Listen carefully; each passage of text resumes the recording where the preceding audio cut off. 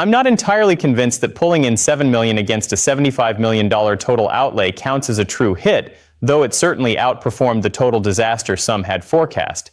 But was the performance genuine? Let's start with reports of coordinated efforts from inside the administration to fill seats. According to an exclusive piece from Metis News, a key advisor connected to the White House actively encouraged large-scale ticket purchases for the film.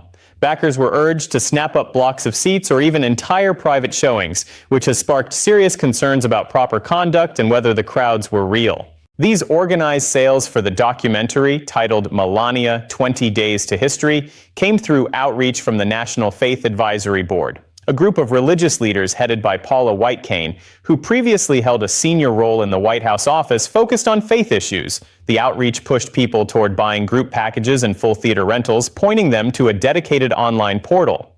That site listed options for private events suited to parties larger than 30, with costs for buying out a screening generally falling between $500 and $3,000 depending on the venue, final prices set by the theater itself. A private screening means the auditorium is reserved solely for the buying group, so all those seats get counted as sold tickets in official box office figures, even if many stay unoccupied. The standard industry practice does not break out actual turnout numbers for these bulk or group deals. In short, theater buyouts register as revenue, but there's no clear way to know how many people actually showed up to watch. It's uncertain whether this approach played a role in pushing the reported totals higher for the film. Those are the main points from the Metis report. Check their full article at MidasNews.com for every detail. Now, turning to an intriguing development involving Michelle Obama. Right at this moment, her older Netflix documentary is climbing the streaming rankings in a noticeable way, right as the Melania film hits theaters. Her project, released years ago, has jumped impressively, reaching the number 6 spot on Netflix charts and possibly heading even higher. Why does this stand out? Industry observers and entertainment outlets often note that it's rare for a documentary to surge back into the top position so long after its debut, since most viewers who wanted to see it already have. This uptick appears to reflect a quiet form of pushback against the new release, viewers choosing one over the other in large numbers. So that's the picture, a clear preference among many for Michelle Obama's story over Melania's. Share this around, stay connected, and keep following for the latest developments. More updates are on the way soon.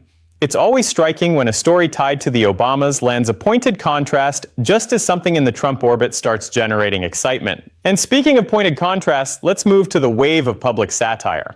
Take a look at how Jimmy Kimmel handled the ticket figures. He gave a nod to the numbers but paired it with a couple of strong jabs at Trump, including a reference to the renamed Kennedy Center situation. He quoted the announcement about shutting down performances for roughly 2 years to achieve new heights of excellence, beauty, and scale, with a reopening meant to outshine anything in the venue's past. Kimmel remarked that this could be a clever move. Performers who have been declining invitations might have no choice if the place closes entirely.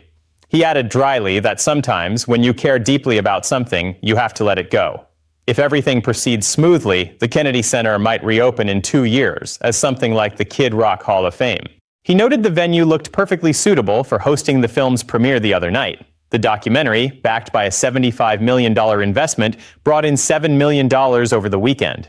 It marked a milestone, the largest debut for a non-musical, self-focused project or apparent high-stakes arrangement in the past decade.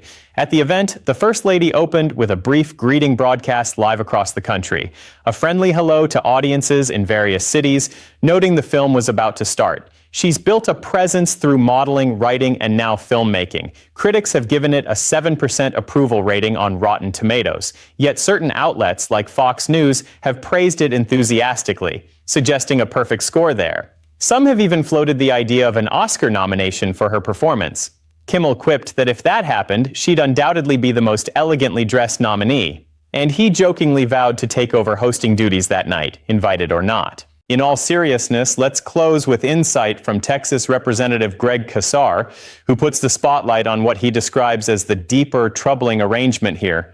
He points out that Jeff Bezos, through Amazon, committed around $40 million to acquire the Melania documentary. Shortly after its premiere, a high-level Trump administration figure toured Bezos's Blue Origin facility, a company that relies on substantial federal contracts. In Casar's view, this looks like one billionaire paying another, with public funds ultimately footing part of the bill.